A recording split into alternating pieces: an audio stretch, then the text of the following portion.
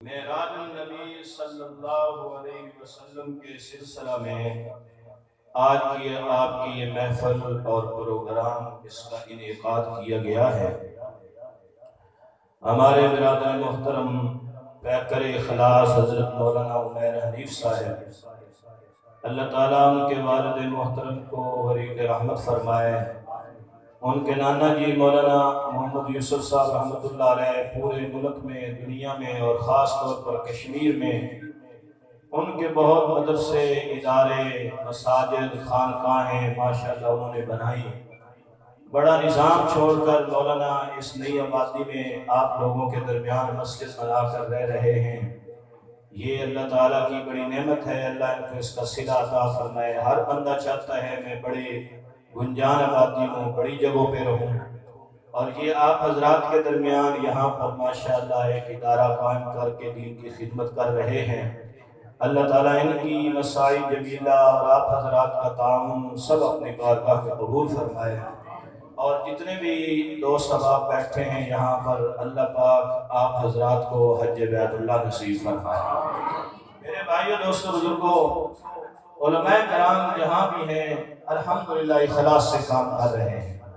اس دور کے اندر مسجد کا مؤذن، قاری صاحب، امام صاحب، خطیب صاحب، مدرسوں میں چلے جائیں، حفظ کا استاد، شعبہ کتب کے اساتذہ، دنیا میں ان کو کوئی نہیں جانتا۔ تھوڑا سا ان کا تعارف ہوتا ہے، چھوٹا سا ایک حلقہ ہوتا ہے، اور ایک مختصر سے وظیفے پر یہ اپنی ساری زندگی دین پڑھنے پڑھانے پہ گزار کر اس دنیا سے گمنام چلے جاتے ہیں۔ یہ اس امت کے ہیرو ہیں، یہ بہت قیمتی ہیں، یہ اخلاص سے بھرے ہوئے ہیں، ان سے اور امتحان نہ لیا کرو۔ ہمارے مذہبی طبقوں میں بھی وہ نعت خوان جن کی روزانہ محفلیں، جن کے نام انٹرنیٹ پہ زیادہ آ جائیں، جن کے اشتہار زیادہ چھپیں، جن کی فرمائشیں زیادہ بڑھ جائیں، ہر مسلک میں یہی حال ہے۔ جن کی فرمائشیں زیادہ ہو جائیں، جن کی فیس زیادہ بڑھ جائے، جن کا ٹائم مشکل سے ملے، لوگ پھر ان کا ٹائم بھی لیتے ہیں، پیسے بھی نچھاور کرتے ہیں، ان کا ادب بھی کرتے ہیں، ان کا استقبال بھی کرتے ہیں، ان کے لیے بیٹھنے کی جگہ اچھی، ان کے لیے کھانا اچھا، ان کا مزاج سمجھتے ہیں۔ پھر جلسہ بنایا ہوا ہے تو ہر بندہ دوستوں کو دعوت بھی دے رہا ہے، فلانا ٹک ٹاک والا ہم نے مولوی بلایا ہے، فلانا فیس بک والا نعت خوان بلایا ہے، تو اس کو ایک بڑا پروٹوکول دیتے ہیں۔ ایسے ٹک ٹاک والے ہزاروں مولوی ہو جائیں جو گمنام آپ کی مسجد میں بیٹھ کر اللہ کا قرآن پڑھا رہا ہے، اس کی شان کو نہیں بھول سکتے۔ یہ فتنوں کا دور ہے، آزمائش اور امتحانوں کا دور ہے۔ میرے بھائیوں، آج کل کے فتنے، آج کل کے دور کے اعتبار سے دیکھا جائے گا کہ راہ اعتدال کیا ہے۔ ہمارے بہت سارے لوگ راہ اعتدال سے ہٹ چکے ہیں۔ اللہ پاک ہمیں اعتدال کے راستے پہ چلنے کی توفیق عطا فرمائے۔ یاد رکھو، اللہ نے 1.25 لاکھ نبی دنیا میں بھیجے، کسی کی امتی ہزاروں کی تعداد میں، کسی کی لاکھوں کی تعداد میں، اور کسی کی سینکڑوں اور کسی کے انگلیوں پہ گنے ہوئے، لیکن ہر نبی نے دنیا میں اخلاص سے محنت کی، اور اللہ کا ہر نبی دنیا سے کامیاب گیا ہے، چاہے اس کے ساتھ ایک امتی ہے اور چاہے پورا جہان اس کے ساتھ ہے۔ نبی اپنی نبوت کی محنت میں سچا ہوتا ہے اور وہ پوری صلاحیتیں خرچ کرتا ہے، لہٰذا وہ کامیاب و کامران ہے۔ آج قرآن پاک اور احادیث میں چند انبیاء علیہ السلام کے اسماء گرامی ملتے ہیں، باقی تمام انبیاء علیہ السلام کے نام نہیں ملتے۔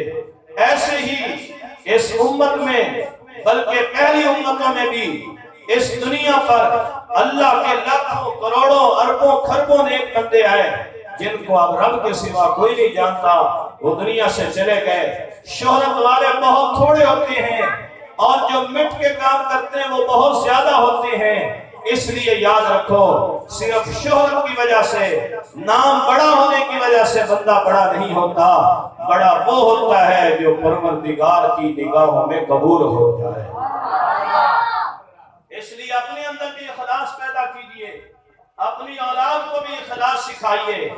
نبی پاک صلی اللہ علیہ وسلم 40 سال تک مکے کے اندر آپ کے نام کا چرچا ہے، لوگ آپ کو صادق کہتے ہیں، لوگ امین کہتے ہیں، لوگ حیا کا تاجدار کہتے ہیں، لوگ سخیوں کا بادشاہ کہتے ہیں۔ ہر بندے کی زبان پر آپ کی تعریف کے جملے ہیں۔ پھر کیا ہوا؟ اچانک ایک دن اس ہستی نے لوگوں کو جمع فرمایا اور لوگوں کو کہا، یا ایھا الناس، اے لوگو، قولوا لا الہ الا اللہ، تم یہ کلمہ پڑھو، اللہ کے سوا کوئی عبادت کے لائق نہیں، اللہ کے سوا کوئی حاجت روا نہیں، اللہ کے سوا کوئی مشکل کشا نہیں، اللہ کے سوا کوئی نفع نقصان کا مالک نہیں، ساری کائنات اللہ کی محتاج ہے، اللہ بے نیاز ہے، وہ کسی کا محتاج نہیں ہے، ساری کائنات اس کی در کی محتاج ہے۔ جب یہ کلمے کی دعوت دی ہے، وہی لوگ دشمن ہو گئے، وہی لوگ مخالف ہو گئے، اب پتھر بھی مار رہے ہیں، اب راستے میں کانٹے بھی ڈال رہے ہیں، اب منصوبے بھی بنا رہے ہیں، اب تکلیفیں بھی دے رہے ہیں، اب آپ کے خلاف پورا محال گرم کر چکے ہیں، اور جو مسلمان ہوتا ہے اس کے راستے میں روڑے بھی اٹکا رہے ہیں، مسلمانوں کو بھی تکلیفوں سے گزرنا پڑ رہا ہے، ظلم کی چکیوں میں پس رہے ہیں۔ چلتے چلتے یہ جتنے ذلت کے نقشے ہیں، صحابہ مارے کھا رہے ہیں، مکے کے مشرک مار رہے ہیں، صحابہ کو گلیوں میں گھسیٹا جا رہا ہے، وہ بڑی بڑی کرسیوں پہ بیٹھے ہوئے ہیں، صحابہ کرام کو بھوک کی شدید شدت کا سامنا ہے اور وہ پیٹ بھر کے کھانے کھا رہے ہیں۔ ہر آنے جانے والے کو کہتے ہیں، ہم ان پر ایسے ہی زندگی کو تنگ کر دیں گے۔ ذلت کے سارے نقشے پورے ہوئے، اور پھر ایک وہ وقت بھی آیا جب اس دنیا کے اندر آمنہ کے لال کی سب سے زیادہ محبوب ترین شخصیتیں، دو شخصیتیں جن کا ساتھ آپ کو ساتھ نصیب تھا، وہ دونوں شخصیتیں دنیا سے رخصت ہو جاتی ہیں۔ ایک جناب سیدہ خدیجہ کبریٰ رضی اللہ تعالیٰ عنہا کی ذات ہے، جنہوں نے اپنا تن من دھن مال جان اولاد سب کچھ کملی والے پہ قربان کیا۔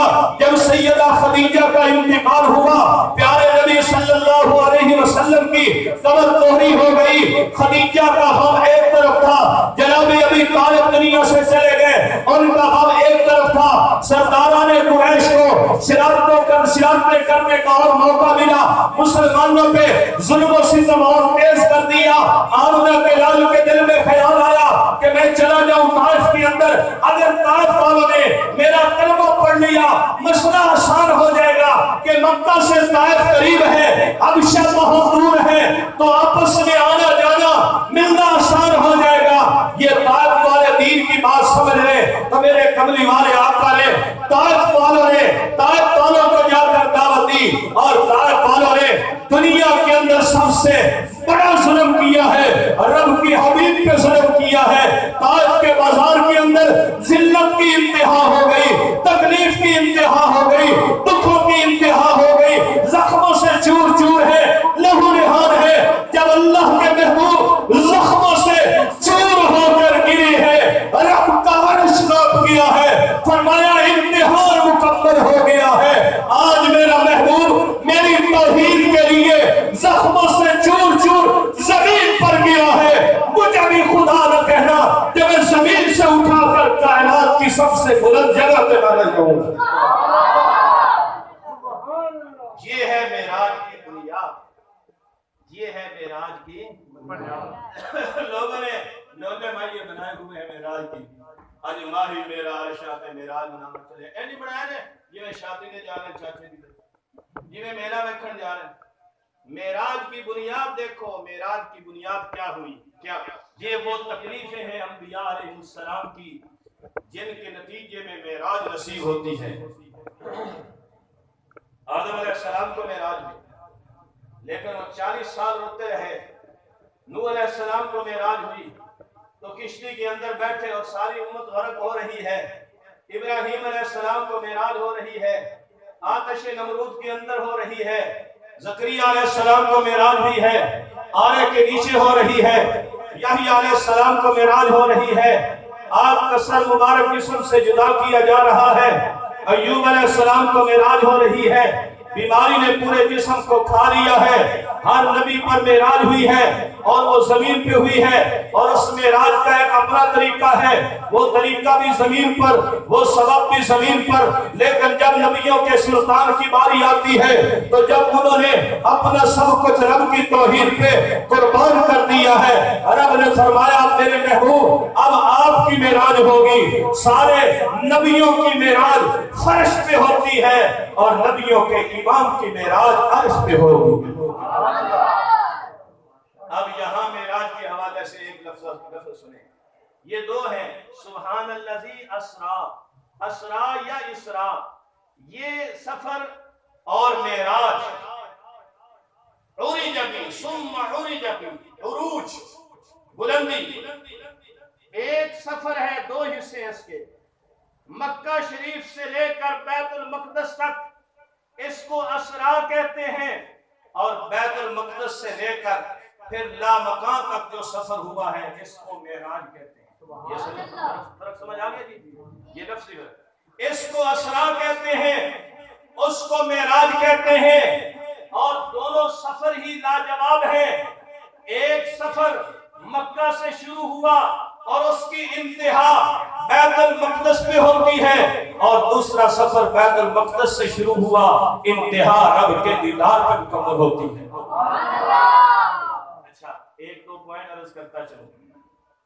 आपका बड़ा मोहब्बत का माहौल मौलाना ने यहाँ पर बनाया है, बड़ा प्यार का माहौल बनाया हुआ है। इत्तफाक इत्तेहाद अल्लाह पाक इसको कायम रखे। देखो मेरे भाइयों, दुनिया में कोई भी होश हवास रखने वाला इंसान, मुसलमान, हनफी हो, शाफी हो, मालिकी हो, हम्बली हो, कोई इंसान मुसलमान मेराज का मुनकर नहीं होता। ऐसे एक दूसरे पे इंसान लगाते हैं। तफसीलात मेराज के अंदर हर एक की अपने अपने रिवायात हैं। कुछ रिवायात को मानते हैं, कुछ दूसरी रिवायात को मानते हैं।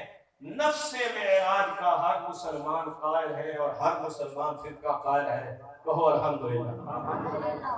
जैसे सब मुसलमान नमाज के कायल हैं, बोलो भाई, लेकिन सिर्फ ये है कि हम अहनाफ नाफ के नीचे हाथ बांधते हैं और हनाबिला नाफ के ऊपर हाथ बांध देते हैं, और कुछ थोड़े से मुसलमान ऐसे हैं जो सीने पे हाथ बांध देते हैं, और थोड़े से मुसलमान ऐसे भी हैं जो हाथ छोड़कर नमाज पढ़ लेते हैं। नमाज के तो सब कायल है ना, नमाज तो सब पढ़ रहे हैं ना। बिल्कुल, ये मैंने आपको पॉइंट इसलिए कहा है कि हम इत्तेफाक और इत्तेहाद की एक फिजा को कायम रखें। ये जो छोटे छोटे फिराकी तोड़ मौलवी फिर रहे हैं, फेसबुक पे बैठे होते हैं, अपने वाली हदीस लेकर बाकी सारी हदीसों को गलत। और खुदा के बंदे, इस जाहिल मुतलक से ये पूछो कि जिस दलील पर तूने एक अकीदा बनाया है, इस दलील के अलावा जो हदीस हैं, अगर वहां भी सहाबा मौजूद हैं, तो फिर जो तुम कुफर के फतवे लगा रहे हो तो जिद कहां पड़ती है? जिस अमल में सहाबी का कौल फेल मौजूद है उसको हक और बातिल नहीं कह सकते, औला और गैर औला है। अफजल और मफजूल का इख्तिलाफ है। ऐसे हो नहीं सकता एक चीज बातिल हो और सहाबी उसका कायल हो। ऐसा हो सकता नहीं, बोलो ऐसा हो सकता नहीं। लिहाजा मेराज के सभी कायल हैं, मेराज के सभी। अब दो चीजें लफ्ज़ आप सुनते होंगे, मेराज जिस्मानी, मेराज रूहानी। अच्छा, मेरा ये सबक बोझ तो नहीं बन रहा? नहीं, ये समझ आ रहा है? मेराज जिस्मानी और मेराज रूहानी, ये मसला आप आम सुनेंगे जी, जिस्मानी मेराज जी, रूहानी मेराज। अब ये आपको बात से नशीन कर लें, जिस्मानी मेराज से सीधा साधा लफ्ज़ ये मुराद है इस दुनिया वाले जिस्म के साथ मेराज का नसीब होना, और रूहानी मेराज से ये मुराद है कि जिस्म तो ना हो, रूह जाए। रूह कैसे जाती है? जैसे ख्वाब के अंदर। जैसे क्या हो? जब कोई मुसलमान, कोई भी इंसान ख्वाब देखता है तो उसकी रूह उसके जिस्म से आजाद होती है, और वो रूह जो कुछ देखती है उसको ख्वाब देखते हैं। इसको कहते हैं रूहानी।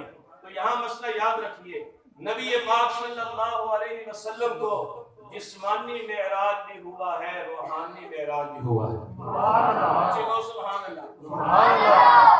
जिस्मानी मेराज एक बार हुआ है और रूहानी मेराज बार बार हुआ है। कहो सुभान अल्लाह। इसलिए कोई आपको इधर की हदीस सुनाकर उधर से न रोक दे ادھر کی سنا کر ادھر سے نہ روکنے، نہ سارا مسئلہ سمجھے۔ روحانی معراج یہ ہے کہ کئی بار نبی پاک صلی اللہ علیہ وسلم نے خواب کے اندر عالم ملکوت کا مشاہدہ فرمایا اور پھر وہ چیز صحابہ کو بیان کی، اس کو روحانی معراج کہتے ہیں۔ اور یاد رکھیے یہ روحانی معراج ایسی چیز ہے صحابہ کرام تو مانتے ہی مانتے ہیں، لیکن اگر اس کو باہر بیان کیا ہے، اس پہ کسی کافر نے اعتراض نہیں کیا، اعتراض انہوں نے اس معراج پہ کیا ہے جو حضور پاک صلی اللہ علیہ وسلم کو جسمانی معراج حاصل ہوا ہے۔ یہ بڑا معراج ہے، یہ 1.25 لاکھ نبیوں میں سے کسی کو نصیب نہیں ہوا، صحابہ کرام میں سے کسی کو نہیں ملا، اولیاء اللہ میں سے کسی کو نہیں ملا۔ یہ غلط تقسیم آگے کر دیتے ہیں اپنے اپنے مسلک میں اندھے ہو کر۔ کوئی یہ کہہ دیتا ہے جہاں محمد پہنچے علی پہلے وہاں موجود تھے، کوئی یہ کہتے ہیں راستے میں ابو بکر موجود تھے، کوئی یہ کہہ دیتا ہے پیران پیر 11ویں شریف والا پیر بھی موجود تھا۔ یہ سب غلط کرتے ہیں میرے محترم دوستو۔ یہ جو معراج بڑی نصیب ہوئی ہے، عرشوں پہ جو کملی والا گیا ہے، یہ صرف محمد مصطفیٰ کو نصیب ہوئی ہے۔ خصوصیت ہی تب بنتی ہے اگر حضرت علی بھی وہاں پہنچے ہوئے ہیں، حضرت بلال بھی وہاں پہنچے ہوئے ہیں، حضرت ابو بکر صدیق بھی وہاں پہنچے ہوئے ہیں، تو حضور کی خصوصیت رہی۔ آپ کہتے ہو بھئی میں نے فلاں جگہ دیکھی بڑی خوبصورت، تم میں سے کوئی نہیں دیکھ سکتا، نہ دیکھی۔ اور 3 بندے کہہ دی جس پہاڑی کی چوٹی پر آپ نظارہ دیکھ رہے تھے تو 7 والی چوٹی پہ ہم بھی کھڑے تھے، تو آپ حیران ہو کر پوچھیں گے واقعی؟ اگر وہ واقعی کھڑے تھے تو پھر آپ کی خصوصیت رہی نہ رہی نا۔ تو معراج یہ خصوصیت مصطفیٰ ہے صلی اللہ علیہ وسلم۔ اس معراج میں نبی پاک صلی اللہ علیہ وسلم کو جس مقام پہ پہنچایا گیا، سارے نبیوں کے مقام اس سے نیچے، فرشتوں کے مقام بھی نیچے، صحابہ کے مقام بھی نیچے، اولیاء اللہ کے مقام بھی نیچے۔ جہاں جبریل کی بریک رکھ گئی وہاں سے آگے یا خدا ہے یا مصطفیٰ ہے۔ سمجھ گئے آپ میرے بھائیوں؟ مسئلہ سمجھ گئے آپ؟ آگے کوئی آپ کو یہ ملنگ گمراہ نہ کرے کہ جب حضور اتنا اوپر گئے اکیلے تھے تو کوئی نہیں تھا تو پردے کے پیچھے علی کا ہاتھ نظر آ گیا۔ ان گمراہیوں سے اللہ تعالیٰ امت کی حفاظت فرمائے، آمین۔ سنیے جی، فرمایا معراج النبی کا سفر ہے۔ اللہ فرماتے ہیں سبحان الذی اسری بعبدہ لیلا،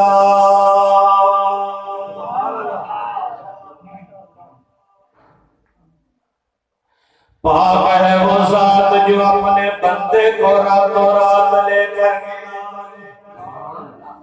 سبحان کس کو کہتے ہیں؟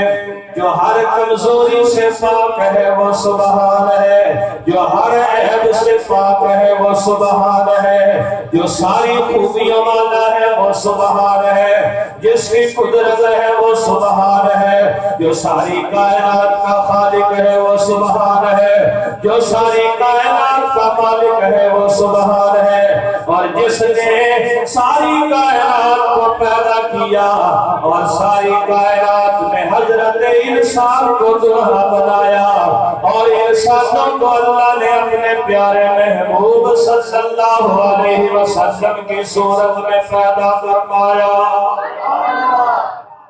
امام راضی رحمۃ اللہ علیہ لکھتے ہیں دنیا کے اندر انسان جتنے بھی پیدا ہوئے ہیں یہ صورت محمد پہ پیدا ہوئے ہیں۔ اللہ کو اپنے محبوب کا نام بھی بڑا پسند ہے، اللہ کو اپنے محبوب کا کام بھی بڑا پسند ہے، اللہ کو اپنے محبوب کا ہر قدم پسند ہے، اللہ کو اپنے محبوب کا جسم پسند ہے۔ اللہ نے خود بنایا ہے اور پھر کہا بن لئی، زلفیں بنائی تو کہا بن لئی، چہرہ بنایا تو والضحیٰ کہا، سینہ بنایا تو علم نشرح کہا، اللہ نے آنکھوں کو بازار البصر کہا، اللہ تعالیٰ نے دانتوں کو یاسین کہا۔ شاعر کہتا ہے کہ او پیارا رب کے پیارا تے سونیاں زلفاں والا وسو والے مکھڑے والا تے دند نورانی والا تے دند مبارک گلیاں وانگوں سرخ لباں دے وچ سجے نے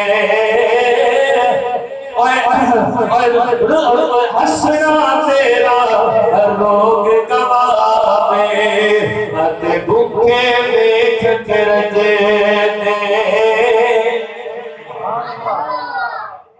اللہ تعالیٰ نے اپنے محبوب کو معراج کروائی اللہ فرماتے ہیں جاؤ جبرائیل آج میرے محبوب طائف کی وادیوں میں تبلیغ کرتے نظر آتے ہیں آج میرے کملی والے نے بڑا دکھ اٹھایا ہے آج طائف کے بازاروں میں میرے مصطفیٰ کا لہو بہا ہے آج زخموں سے چور چور ہے جاؤ نہ جا کے جبرائیل اور میکائیل دونوں چلے جاؤ جا کر میرے محبوب کو سلام کرو اور کہو اگر حکم ہو تو ہم ان کو پیس کر رکھ دے اور لمبا واقعہ ہے فضائل اعمال میں پڑھنے گا لیکن کملی والے نے اللہ کے محبوب نے رحمت مجسم نے بد دعا نہیں کروائی بلکہ رب سے اس قبیلے کے لیے بھی اللہ کے نبی نے ہدایت کی دعا مانگی ہے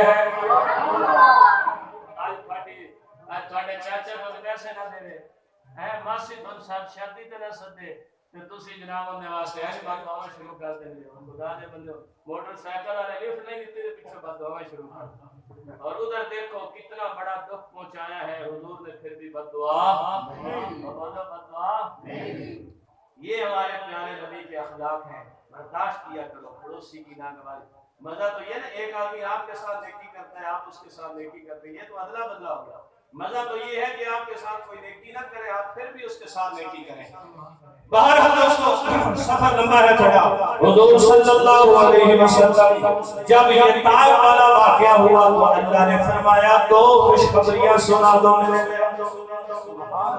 دو انعام دے دو ایک انعام زمین پہ ملے گا اور دوسرا انعام میں آسمانوں میں سنا دوں گا اچھا فرمایا طائف والے نہیں مانتے اے میرے محبوب طائف والے نہیں مانتے ادھر توجہ کریں طائف والے نہیں مانتے واپسی جا رہے ہیں فجر کی نماز کا وقت ہے مقام نخلا اللہ اکبر حضور فجر کی نماز میں اللہ کا قرآن پڑھ رہے ہیں اللہ نے فرمایا یہ طائف والے نہیں مانتے میں پوری امت اور پورا جہان جنات کا بھیج اللہ نے جنات کی ایک جماعت دیکھی وقت نہیں ہے تفسیر کا وہ ڈھونڈ رہے تھے دنیا میں کیا ہوا ہے یہاں جب آئے تو جنات کی جماعت نے دیکھا تو فلما حاضروا قریب ہو گئے قالوا کہنے لگے انصتوا کیا ہو جاؤ خاموش ہو جاؤ اور قرآن کو خاموش ہو کر سنا قرآن کو سنا قرآن ان کے سینوں میں اتر گیا ایمان سینوں میں اتر گیا اسی وقت تشکیل واپس کر کے اپنے پورے قبیلے کو دعوت دی اور یہ طائف کے صبر کے بدلے میں اللہ نے لاکھوں جنات کو ایمان کی دولت سے مالامال فرمایا ایک یہ تفسیر ہے بڑی بات ادھر جنات کی جماعت آئی انہوں نے قرآن سنا خاموش ہو کر فلما حضروا قالوا انصتوا انہوں نے کہا کہ خاموش ہو جاؤ خاموش ہو کر اللہ کا قرآن سنا اللہ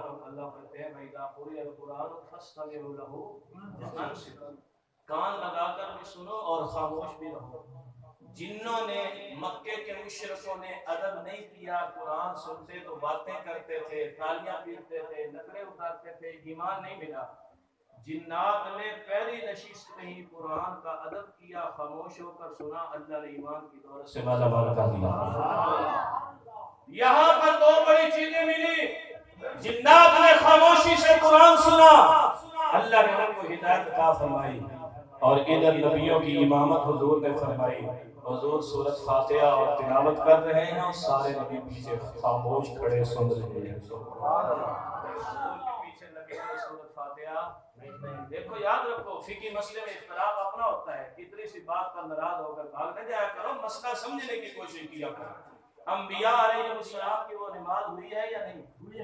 بولو بھائی، جو نبی پاک صلی اللہ علیہ وسلم نے نماز پڑھی ہے وہ ہوئی ہے یا نہیں ہوئی؟ نبیوں نے فاتحہ نہیں پڑھی تو ان کی نماز ہوئی ہے؟ بولو بھائی، ہو گئی ہے نا۔ اس لیے میرے بھائیوں بہت ساری چیزیں ایسی ہیں جن کے بارے میں ایسے پروپیگنڈا نہ کیا کرو۔ فاتحہ خلف الامام کے مسئلے میں ہمارے پاس یہ بھی بہت بڑی دلیل ہے، جنات والی علیحدہ دلیل ہے، وَإِذَا قُرِئَ الْقُرْآنُ وہ علیحدہ دلیل ہے، اور یہ معراج والی علیحدہ دلیل ہے، اور حضور کے مرض الوفات میں صدیق اکبر کی جو ابتدا میں امت نماز پڑھ رہی تھی وہ علیحدہ دلیل ہے۔ وہ آخری نماز تھی، حضور جب تشریف لائے آپ نے قرات وہاں سے شروع کی جہاں ابوبکر صدیق نے قرات چھوڑی۔ سمجھ گئے آپ؟ آگے جی، جنات آگے مسلمان ہو گئے، اب اگلے سفر کی تیاری کیجیے۔ روایات میں آتا ہے 4 ام ہانی کے گھر، حتیم کے اندر، اچھا وہ شیب ابی طالب میں۔ مسئلہ یہ ہے حضور صلی اللہ علیہ وسلم، ام ہانی ان کا نام ہے فاختہ، یہ حضرت علی کی بہن ہے، ان کے گھر میں 3 آدمی سوئے ہوئے ہیں ایک کمرے میں، درمیان میں حضور صلی اللہ علیہ وسلم ہیں، ہاں ام ہانی کے گھر سوئے ہیں۔ یہاں سے فرشتوں نے چھت کا پھاڑا ہے اور اٹھایا ہے، اور اٹھا کر لائے ہیں حتیم میں۔ حتیم میں 2 شخصیتیں آرام کر رہی تھیں، ایک حضرت حمزہ بن عبد المطلب حضور کے چچا، اور دوسرے عقیل بن ابی طالب۔ ان کے درمیان میں آ کر حضور لیٹ گئے، پھر فرشتوں نے اٹھایا، آب زمزم سے، جنت کے لائے ہوئے اوزار سے آپ کے سینے مبارک کا آپریشن کیا۔ یہیں سے مسئلہ شروع ہو گیا کہ یہ سفر بڑا انوکھا ہے۔ کملی والے کا آپریشن ہوا اور اللہ نے ساری چیزیں جنت سے بھیجی، لیکن دھونے کے لیے پانی آب زمزم دیا، اور پھر حجۃ الوداع کے موقع پر حضور صلی اللہ علیہ وسلم نے آب زمزم کے اندر اپنا لعاب